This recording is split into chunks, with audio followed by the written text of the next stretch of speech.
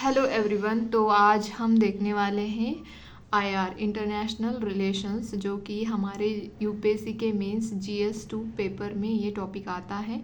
तो इसको आज मैं अपने नोट्स दिखाने वाली हूँ कि मैंने कैसे नोट्स बनाए हैं। तो आज हम इंडिया एंड इट्स नेबरहुड वाला जो हमारे एक टॉपिक बोल सकते हो या चैप्टर बोल सकते हो, तो इसको अब आज मैं यहाँ पे दिखाने वाली हूँ कि कैसे प्रिपेयर करना चाहिए इंटरनेशनल रिलेशन को।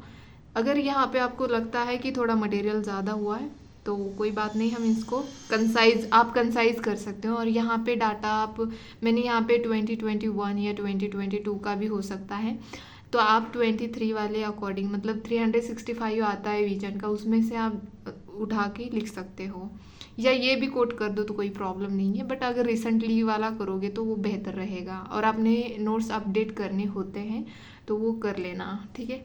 तो मैं जस्ट दिखाना चाहती हूँ यहाँ पे कि मैंने कैसे बनाए, हो सकता है आपके लिए एक आइडिया आ जाए।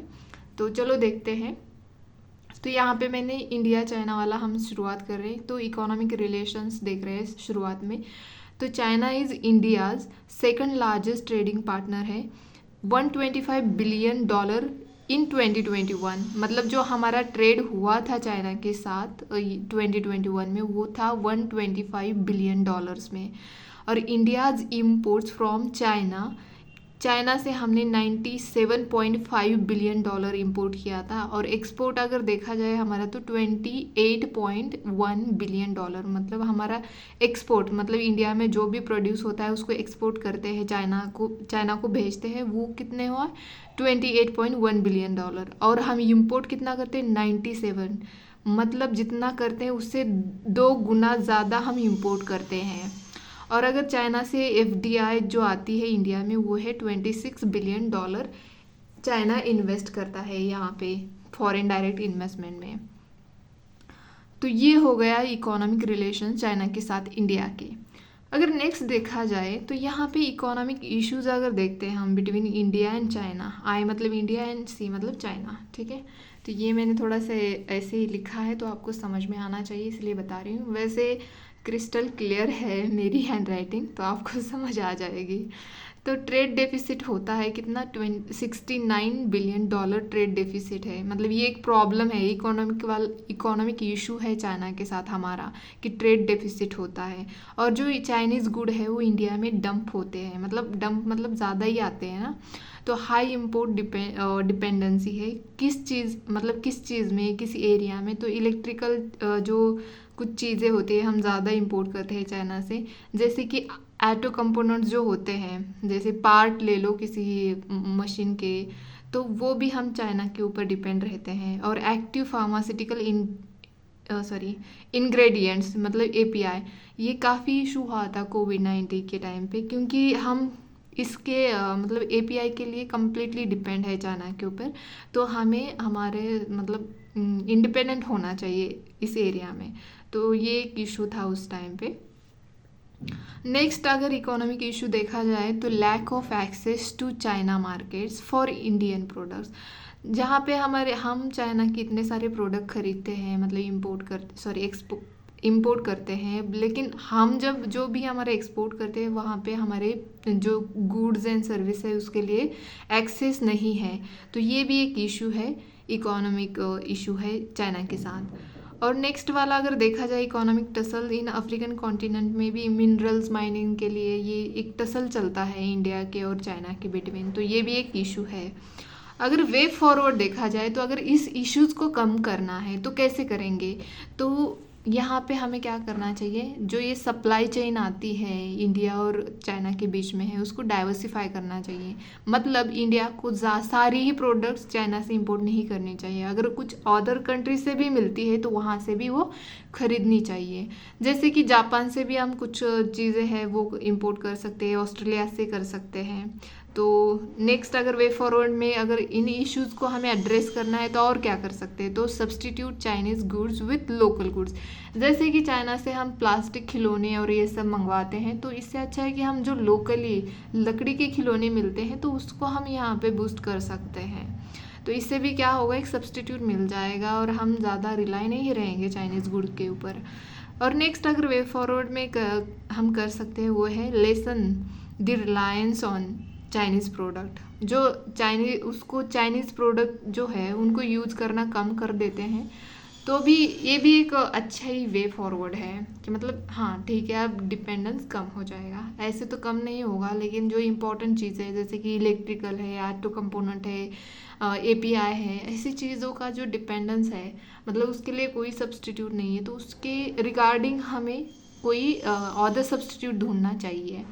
तो ये इस तरह से हम इंटरनेशनल रिलेशंस शुरुआत कर सकते हैं। और आंसर लिखते टाइम पे भी ऐसे ही हमें पॉसिबल इकोनॉमिक वाले, फिर बॉर्डर डिस्प्यूट वाले, ऐसी चीज़ें हमें यहाँ पे लिखने हैं ताकि हमारा आंसर जो है वो बेहतर दिख सके। ठीक है, नेक्स्ट अगर देखा जाए तो India and China border dispute है, तो ये भी हम वहाँ पे कोट कर सकते हैं। तो मैकमोहन लाइन जो है ये कितनी है, 3488 kilometre long boundary between India and China के बिटवीन है। ये कहाँ पे है, अरुणाचल पे है मैकमोहन लाइन। तो अरुणाचल के पास जो वाली लाइन है इंडिया और चाइना के बीच में, उसको मैकमोहन लाइन बोला जाता है। तो ये 3488 किलोमीटर है। तो यहाँ पे डिस्प्यूट है, तो उसको मैंने यहाँ पे देखो, आप अगर मैप देख रहे हो ना, तो यहाँ पे देखो मैंने बिल्कुल क्लियरली यहाँ पे ये ईस्टर्न वाला सेक्टर है जहाँ पे चाइना के साथ हमारा डिस्प्यूट है, यहाँ सेंट्रल सेक्टर है जहाँ पे चाइना के साथ हमारा डिस्प्यूट है, और ये एक्साई चीन वाला जो कि वेस्टर्न सेक्टर मानते हैं, चाइना के वेस्टर्न में आता है ना, तो इसको वेस्टर्न सेक्टर है। तो ये एक्साई चाइना वाला भी एक डिस्प्यूट वाला मतलब बॉर्डर डिस्प्यूट यहाँ पे है। तो मैंने इस तरह से दिखाया है डिस्प्यूटेड एरिया को रेड वाले कलर से। तो आप भी इस तरह से आंसर लिखते हो तो वहाँ उस टाइम पे आप लिख सकते हो। तो ये इस तरह बॉर्डर वाला इशू भी आप लिख सकते हो। और नेक्स्ट है possible factor for Chinese aggression. मैं यहाँ पे सब कुछ डिटेल में नहीं बताऊंगी, जैसे कैसे लिखना है, कैसे हमारे नोट्स बनने चाहिए, वो मैं आपको बता दूंगी यहाँ पे। तो पॉसिबल फैक्टर क्या है चाइना के साथ, क्यों एग्रेशन करता है बॉर्डर के पास, तो India's border infrastructure along LAC, ये LAC भी है, लाइन ऑफ एक्चुअल कंट्रोल जो है वहाँ पे प्रॉब्लम चलती है। और आई थिंक 2020 में ही ज़्यादा क्रॉसिंग हुई थी। Change in the status of JNK का हमने जो रिमूव किया था 2019 में, तो उसके बाद ही ज़्यादा एग्रेशन दिखाई दिया, रिमूव आर्टिकल 370।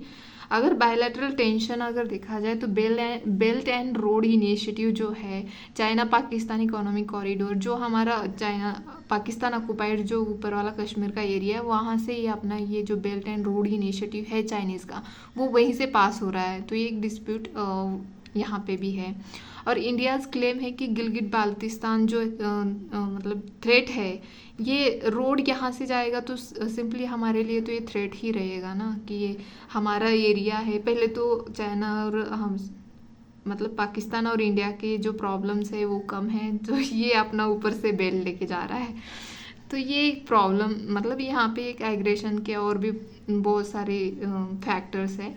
और नेक्स्ट अगर फैक्टर देखा जाए तो India's alignment with the USA, मतलब हम USA की तरफ, जैसे कि ये जो क्वाड है ये टिपिकली इसका एग्जाम्पल कह सकते हैं हम, कि ये कहा जाता है कि ये जो चारों देश आए हैं वो चाइना के अगेंस्ट ही आए हैं, ऐसे माना जाता है। ये प्रपोजल कहाँ पे हुआ था क्वाड का enter, G7 convergence between USA and India in Indo Pacific. तो इन्होंने ऑफिशियली तो रीज़न कुछ और बताया क्वाड वाली कंट्रीज़ ने, लेकिन ये माना जाता है कि चाइना के अगेंस्ट ही बनी है, या ये जो प्रोग्राम हो या ऑर्गेनाइजेशन बोलो या अलाइनमेंट बोलो।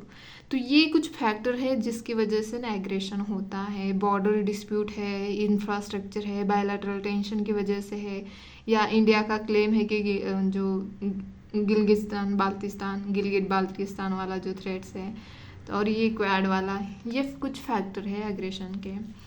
नेक्स्ट है security concerns between India and China. India and China के बिटवीन कंसर्न्स है सिक्योरिटी के, जैसे कि कंस्ट्रक्शन नियर चुम्बी वैली और सिलीगुड़ी कॉरिडोर। ये सिलीगुड़ी कॉरिडोर आपको पता है ना, वेस्ट बंगाल के वहाँ पे है और सिक्किम के नीचे।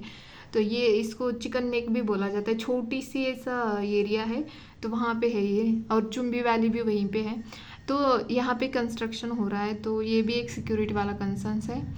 और चाइना जो है लैंड ग्रैबिंग अलोंग LAC, जो हमारा LAC है लाइन ऑफ एक्चुअल कंट्रोल, तो वहाँ पे वो लैंड जितना हो सके उतना पकड़ने की कोशिश कर रहा है कि मतलब हाँ हाँ इतना यहाँ से जा रहा है तो इतना भी एरिया हमारा, आगे भी जाएगा तो वो भी हमारा, इस तरह से चल रहा है चाइना का।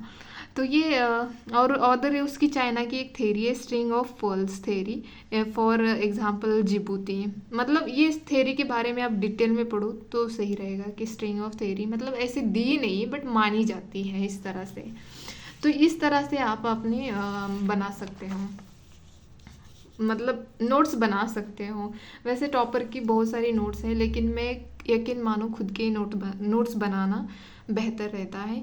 पढ़ो सभी का, मैं नहीं बोलती आपको जिसका अच्छा लगता है उसका पढ़ लो, लेकिन नोट्स खुद के बना लो। एक बार नोट्स बनाओ ना फिर दोबारा उसमें मतलब किसी और के मत पकड़ना, अपने ही नोट्स से पढ़ो और अपना एक ही ओनली वन वही सोर्स रहना चाहिए। और वो सच बात है जो इशिता मैम ने कहा है ना कि मेंस के लिए 1 पेज 1 बुक वाला मतलब फॉर्मूला होना चाहिए।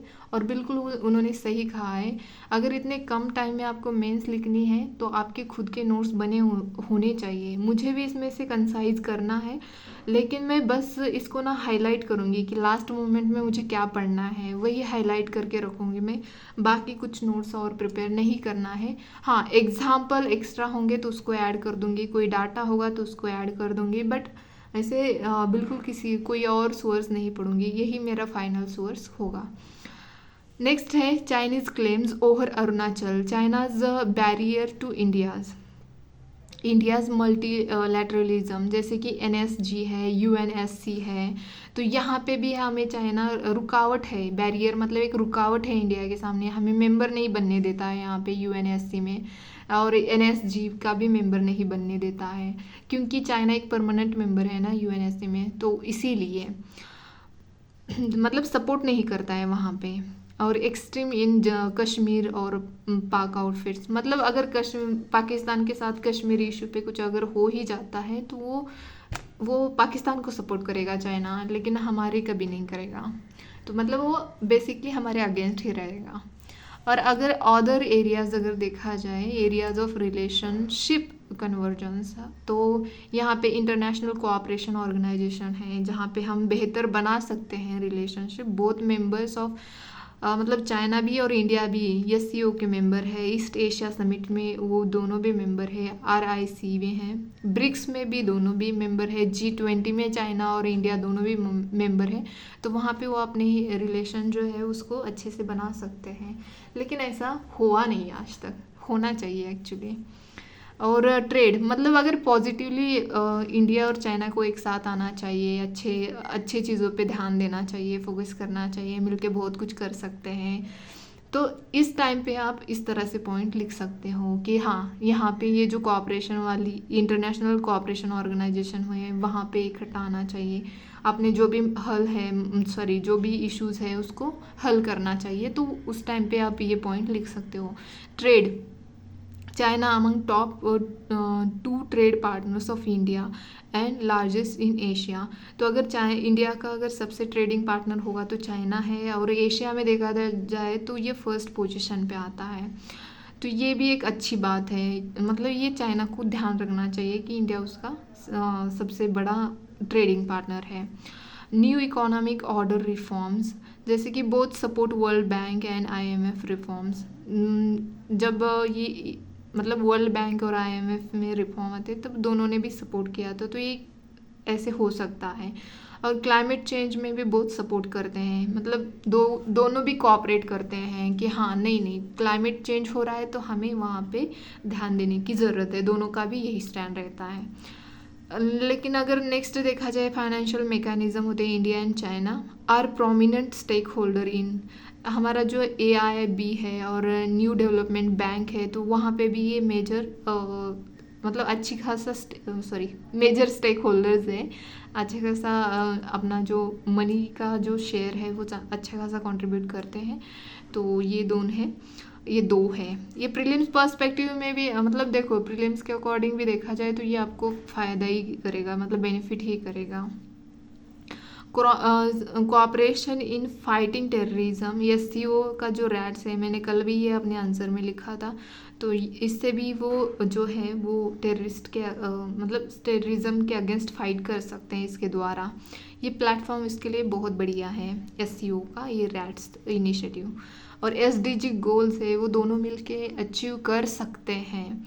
और coordinate in their development programs in Afghanistan, जैसे कि हेल्थ है, एजुकेशन है, फूड सिक्योरिटी, मतलब दोनों मिल के कर सकते हैं इन प्रोग्राम्स के लिए। तो इस तरह से हम मतलब अच्छी चीज़ें इस तरह से हम लिख सकते हैं, मतलब कैसे दोनों इकट्ठा आएंगे तो कैसे बेनिफिट होगा बोथ कंट्रीज़ के लिए, तो वो हम यहाँ पे लिख सकते हैं। तो इस तरह से नोट्स बनाने, चाहे आप मेरा देख लो, अगर आपको लगता है नहीं टू द पॉइंट होना चाहिए, नहीं ये एक वर्ड में होना चाहिए, तो समझ में खुद को भी तो आना चाहिए ना। ऐसे नहीं है कि हाँ लिख दिया वन वर्ड में, बट समझ में तो आना चाहिए। तो इतना तो बनता है। अगर मैंने इतना लिखा है तो इसमें से आपको 2-3 पॉइंट तो एक्चुअल एग्जाम में याद आने चाहिए।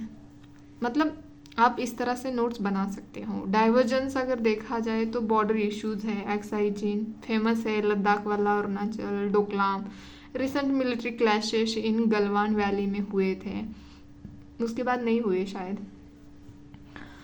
तो ये भी एक प्रॉब्लम है। अभी तो हमारे टेररिस्ट अटैक हो रहे हैं जम्मू एंड कश्मीर में, तो वो अलग बात है।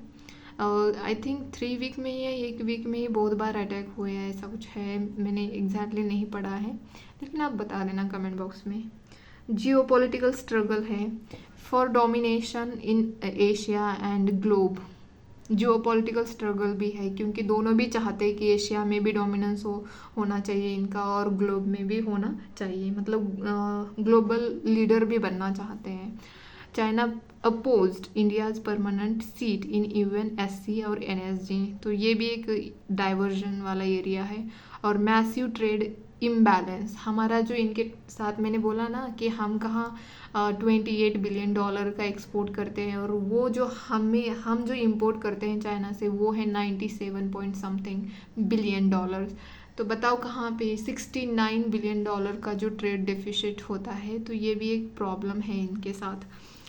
नेक्स्ट वाटर कोऑपरेशन में अगर देखा जाए तो hydrological dam building on river Brahmaputra, ये कुछ दिनों पहले न्यूज़ में था। जो हमारे ब्रह्मपुत्रा रिवर में जो वाटर आता है तो उसी मतलब चाइना के एरिया से होके आता है ना, तो उसी एरिया में वो डैम कंस्ट्रक्ट कर रहा था।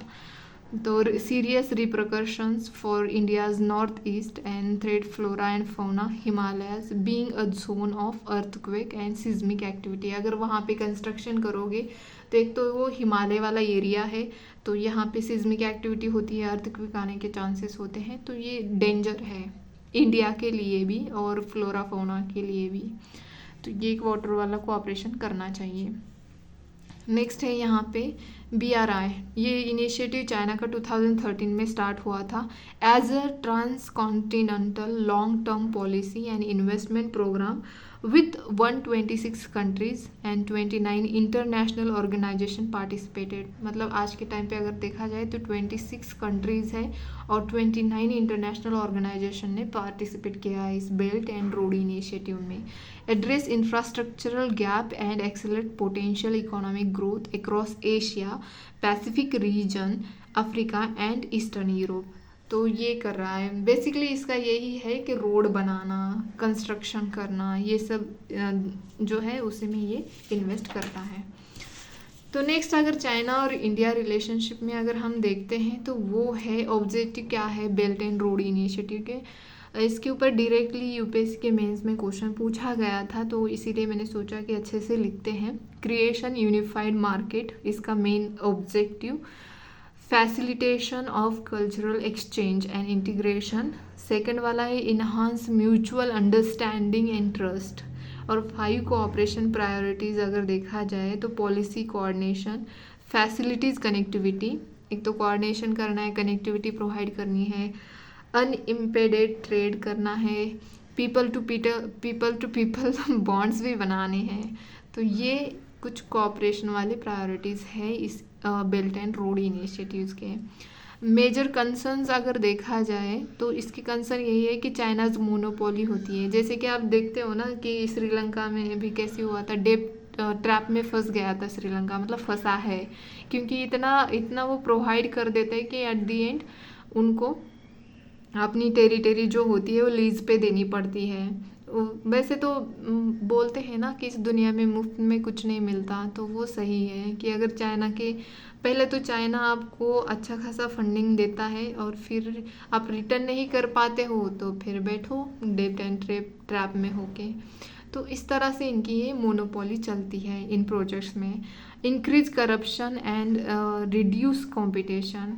देखो भाई, अगर यही अकेले मतलब अभी के टाइम पे देखा जाए तो एक तो ये चीप लेबर भी प्रोवाइड कर देते हैं, फिर अच्छा खासा मनी भी प्रोवाइड कर देते हैं।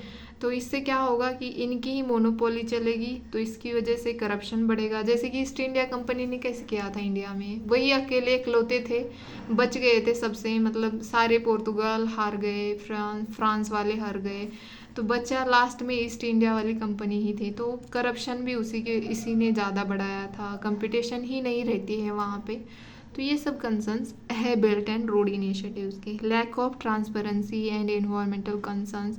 अगर कोई प्रोजेक्ट बनवाया जाता है तो इसमें एनवायरमेंटल कंसर्न्स नहीं देखे जाते हैं। और अभी बोला था हमने, डेप्थ एंड ट्रैप डिप्लोमेसी होती है इनकी। पहले पैसा प्रोवाइड करो, एक बार वो रिटर्न नहीं कर पा रहे हैं तो फिर बाद में ये डिप्लोमेसी अप्लाई कर देते हैं। नेक्स्ट अगर देखा जाए तो India's disapproval of the belt and road initiative. क्यों इंडिया इसमें पार्टिसिपेट नहीं करता, क्यों डिसअप्रूव करता है, मतलब मान्यता नहीं देता है? क्योंकि the CPEC passes through contentious पाक ऑक्युपाइड कश्मीर से ये जाता है। कॉरिडोर पाकिस्तान इकोनॉमिक कॉरिडोर ऐसा कुछ है, इसका एक फुल फॉर्म है। तो इसमें से पास होके जाता है, तो इसी वजह से भी एक अप्रूवल नहीं देता, क्योंकि ये सिक्योरिटी थ्रेट बन जाता है। Extension CPEC to Afghanistan can hamper India's peace. इसी वजह से भी lack of constitution consultation with India के साथ कोई कंसल्टेशन नहीं किया। और स्ट्रिंग ऑफ पर्ल्स थेरी है इनकी, इसी वजह से भी। और countering India's strategy in the north east region. जो नॉर्थ ईस्ट रीजन में ये जो मतलब मैकमोहन लाइन है वो चाइना मानता ही नहीं है, जो कि ब्रिटिश लोगों ने अप्लाई की थी।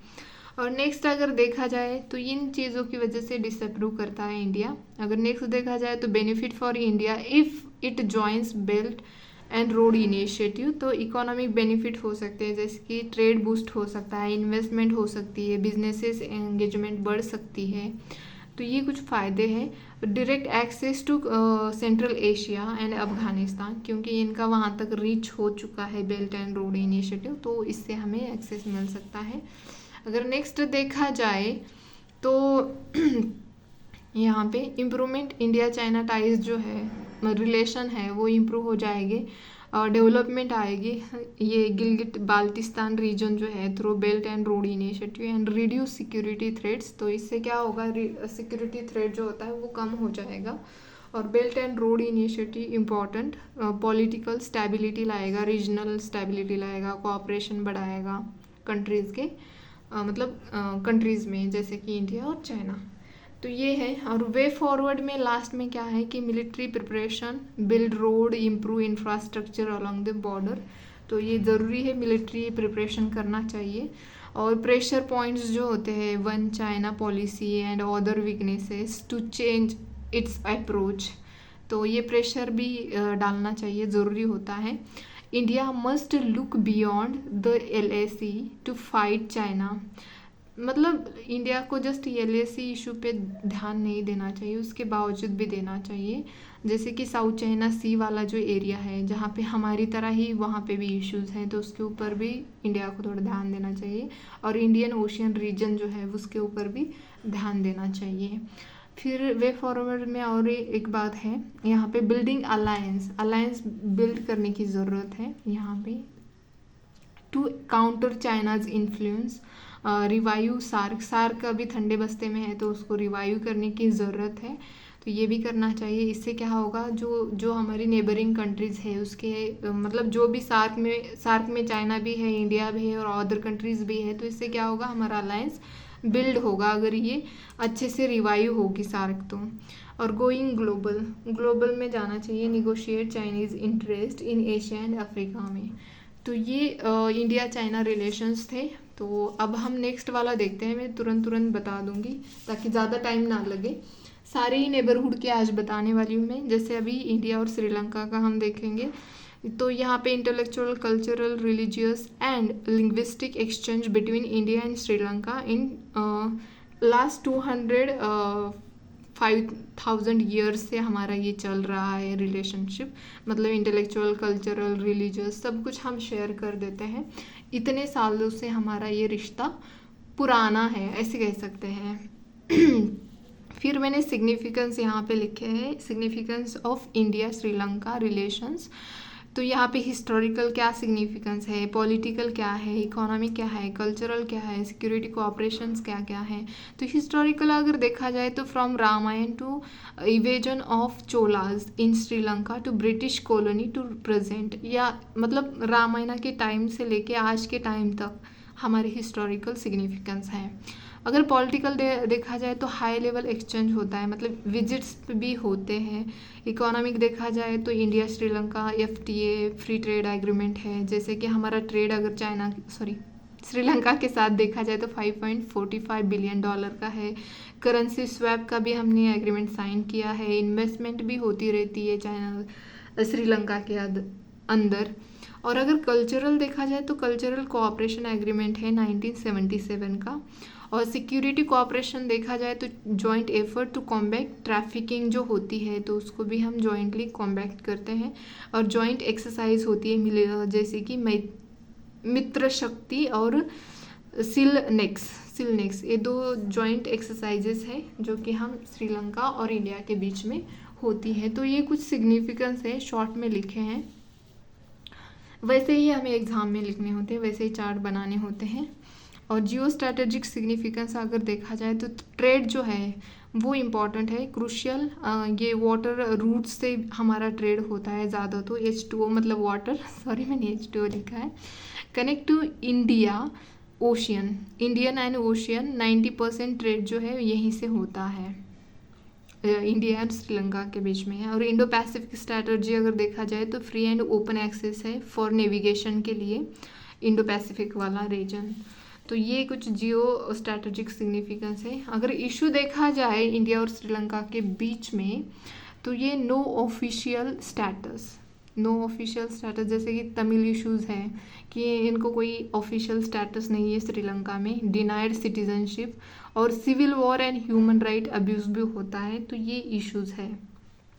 अगर चाइना फैक्टर देखा जाए इसमें तो जो हम्बनतोता पार्ट जो है वो 99 ईयर्स के लिए श्रीलंका ने वो चाइना को लीज पे दे रखा है।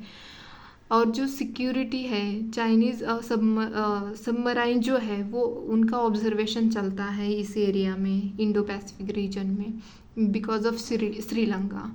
और तीसरा अगर इश्यूज़ अगर देखा जाए तो जो फिशरमैन इश्यूज़ होता है, हमेशा ऐसे होता है कि हमारे मछुआरे उन्होंने पकड़ लिए या उनके मछुआरे हमने पकड़ लिए, क्योंकि वो हमारे एरिया में मछलियाँ पकड़ रहे थे, हम बोलते हैं कि हमारे एरिया में। तो ये अभी एक कच्चा थी वो आइलैंड है, उसकी वजह से ये इशू हुआ था।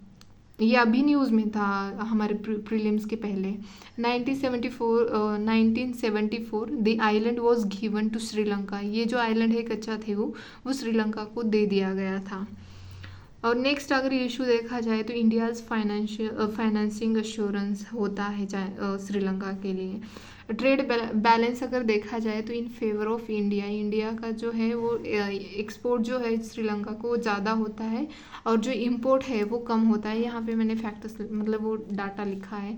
4.60 बिलियन में हम उनके साथ एक्सपोर्ट करते हैं, श्रीलंका को एक्सपोर्ट करते हैं। और अगर इंपोर्ट देखा जाए तो 767 मिलियन में हम इंपोर्ट करते हैं। तो ये कुछ प्रॉब्लम्स हमारे हैं श्रीलंका के साथ में। अगर वे फॉरवर्ड में देखा जाए श्रीलंका का, तो वे फॉरवर्ड में हमें कनेक्टिविटी इम्पॉर्टेंट होती है। जैसे कि एग्जाम्पल पाल्क स्ट्रेट, वहाँ पे ब्रिज बनाया जाता है, उसके थ्रू हमारी कनेक्टिविटी बनती है। तो ये करना चाहिए मतलब वे फॉरवर्ड में। अगर नेक्स्ट देखा जाए तो इकोनॉमिक इंटीग्रेशन, रोड मैप भी होना चाहिए इसका। और private investment, need to investment in energy infrastructure में भी इन्वेस्टमेंट करने की ज़रूरत है। एंड लिवरेजिंग ब्लू इकोनॉमी, जो हमारी ओशियन वाली इकोनॉमी होती है उसको ब्लू इकोनॉमी बोलते हैं, तो उसको भी बढ़ाना चाहिए और कोलैबोरेट करना चाहिए with Japan, Australia and strengthen Sri Lanka's infrastructure connectivity and utilization blue economy. और कॉम्प्रिहेंसिव इकोनॉमी पार्टनरशिप एग्रीमेंट है हमारा मतलब करना चाहिए हमें इसको, कॉम्प्रिहेंसिव इकोनॉमिक पार्टनरशिप एग्रीमेंट। तो ये कुछ श्रीलंका के साथ हमारे रिलेशनशिप के बारे में मैंने यहाँ पे लिखा है। नेक्स्ट हम देखते हैं इंडिया और बांग्लादेश, उनके साथ हमारे मतलब इंटरनेशनल रिलेशन क्या क्या है उसके बारे में, और वे फॉरवर्ड में हमें क्या क्या करना चाहिए, क्योंकि आई थिंक बांग्लादेश का और हमारा भी कुछ इशू है, तो वो न्यूज़ में था अभी, तो इम्पॉर्टेंट बनते हैं इनके साथ वाले हमें रिलेशनशिप। तो India was the first state to recognise Bangladesh as a separate nations. मतलब जीडीपी अगर देखा जाए बांग्लादेश की वो 8.4% है, मतलब जीडीपी अगर 2019 में इतनी थी। Bangladesh strategy, location, political stability and rapid economic growth make it India's ideal partners. इसकी जो स्ट्रैटेजिक लोकेशन है वो हमारे लिए इम्पॉर्टेंट है, पॉलिटिकल स्टेबिलिटी इसकी इम्पॉर्टेंट है, रैपिड इकोनॉमिक ग्रोथ हो भी रही है, वो भी एक इसकी वजह से ये हमारा आइडियल पार्टनर है। तो ये यहाँ पे मैंने थोड़ा सा ब्रीफली लिखा है। और नेक्स्ट लिखा मैंने यहाँ पे कि इंडिया और बांग्लादेश, तो उनके बीच में बायलैटरल ट्रेड वैल्यू कितनी है, फ्रेंडशिप ब्रिज है, ये सीपोर्ट है पेरा द्वीप, ये सीपोर्ट है बांग्लादेश और इंडिया। और इंडियाज़ इन्वेस्टमेंट अगर देखा जाए तो $3 बिलियन की है बांग्लादेश में। और पार्टनर्स एट, ये जो है बांग्लादेश और इंडिया जो है वो कौन से ऑर्गेनाइजेशनल पार्टनर्स है, तो ये सैफ्टा, SAFTA, बिम्स्टेक और सार्क, इन तीनों में ये 2 बांग्लादेश पार्टनर्स हैं। और नेक्स्ट अगर देखा जाए तो यहाँ पे हमारा जो ट्रेड वैल्यू है वो है $18.2 बिलियन, ये 2022 का ये आंकड़ा है, यहाँ पे फैक्ट्स है ये। और ये है Kushiyara pack, sharing Ganga water, ये कुशियारा पैक जो है उसमें हम गंगा का वाटर जो है वो शेयर करते हैं। Framework of understanding on cooperation in hydrocarbon sector, तो ये भी इंडिया बांग्लादेश का मिलके है कोऑपरेशन। और वैक्सीन मैत्री, ये भी हमने मिलके बनाया था।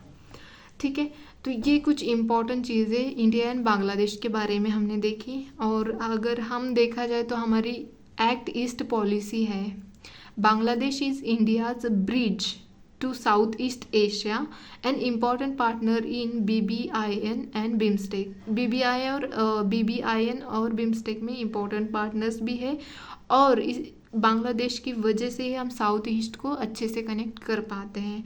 तो ये हमारी एक्ट ईस्ट पॉलिसी, मतलब उन्हीं की तरफ साउथ ईस्ट वाले जो कंट्रीज़ है एशियन के, उनकी तरफ देखना कि एक मतलब बिग बी का तो रोल नहीं निभाते हैं, लेकिन हाँ एक्ट ईस्ट पॉलिसी उन्हीं के लिए है।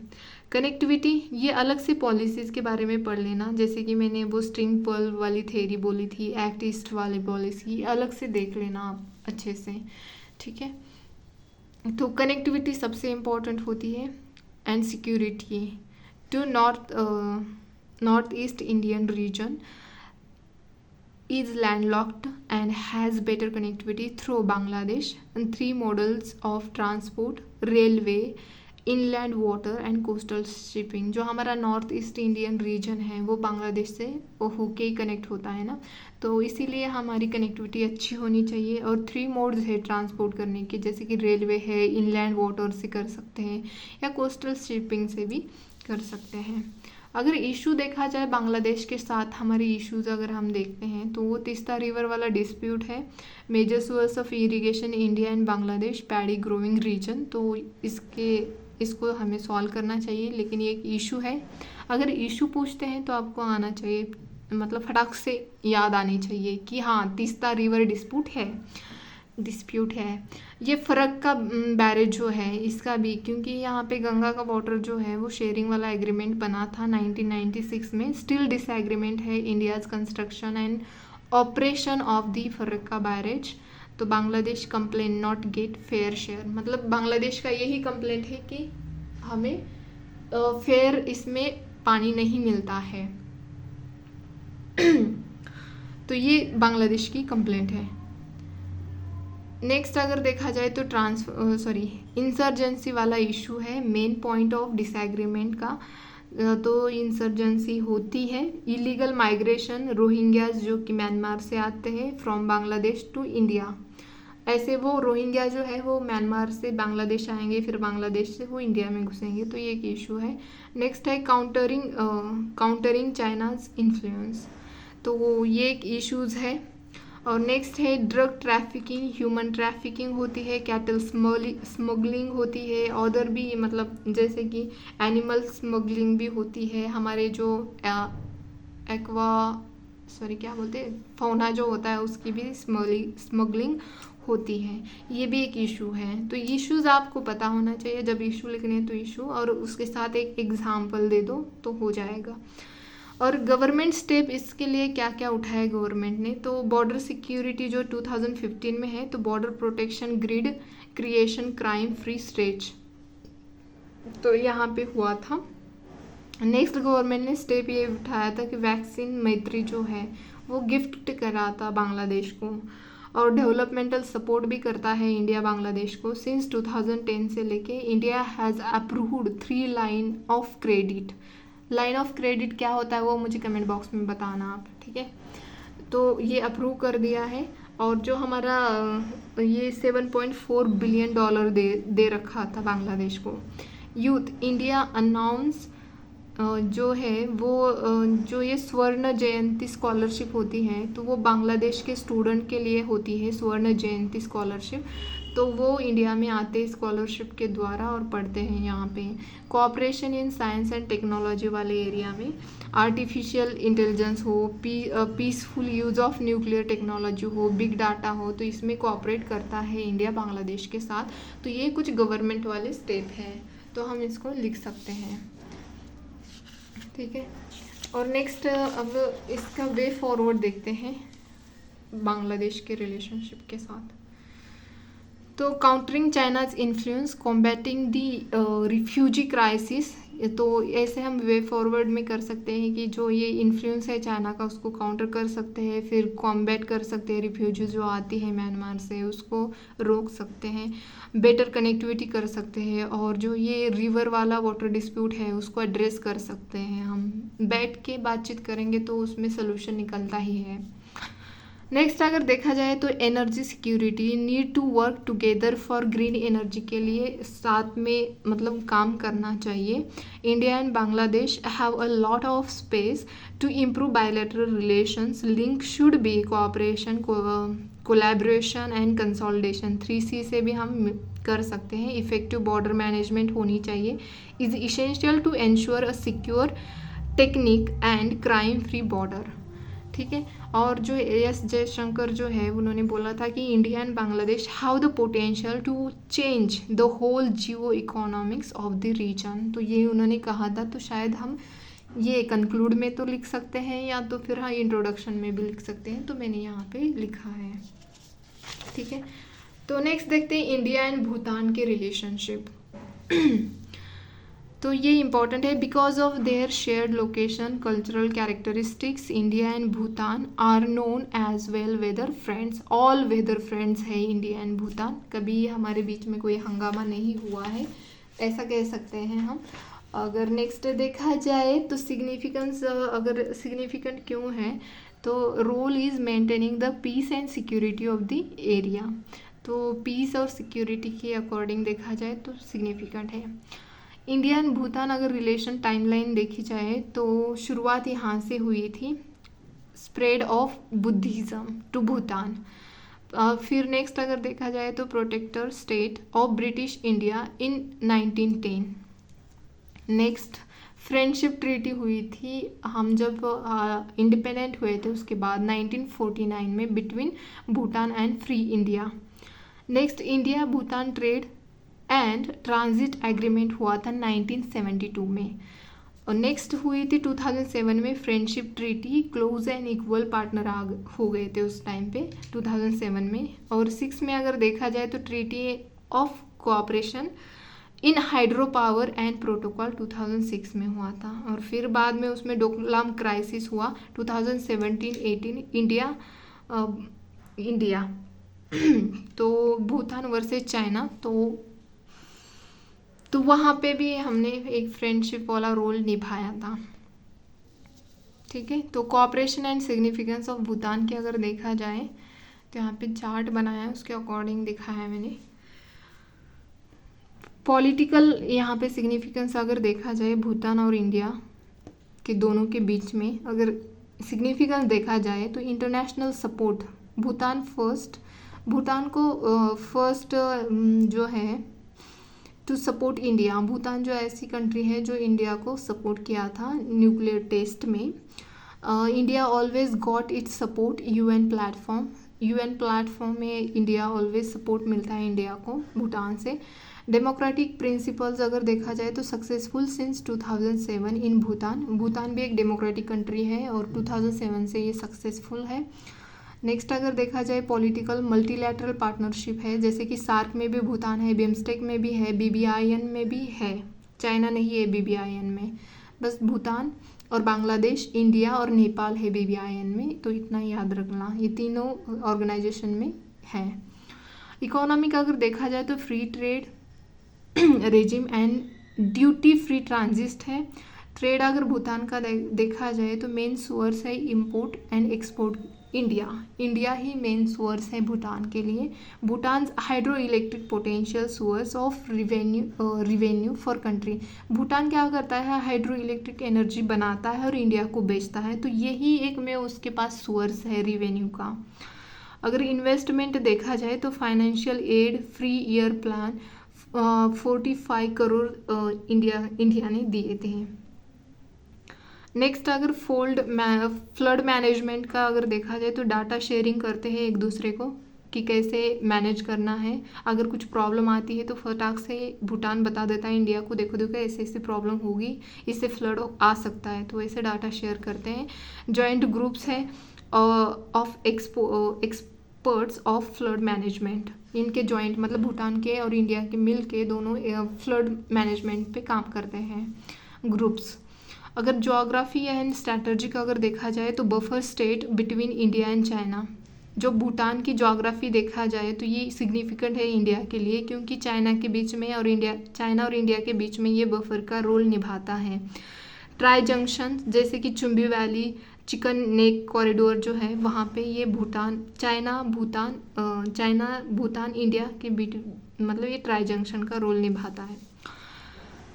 अगर इंटरनल सिक्योरिटी देखा जाए तो रिवाइज फ्रेंडशिप ट्रीटी और सेपरेट ग्रुप, जैसे कि example United liberation front of Assam ULFA, तो ये सेपरेटिस्ट ग्रुप है। और ये इंटरनल सिक्योरिटी तो ये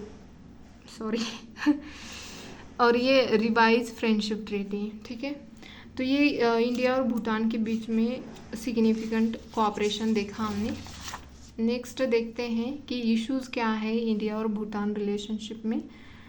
तो वो इश्यूज़ ये है कि BBIN जो है भूटान डिड नॉट ज्वाइन, और BBIN motor vehicle agreement Bhutan join नहीं करता, तो ये एक इशू है। External depth Ryzen almost 100% external depth rise हो चुकी है।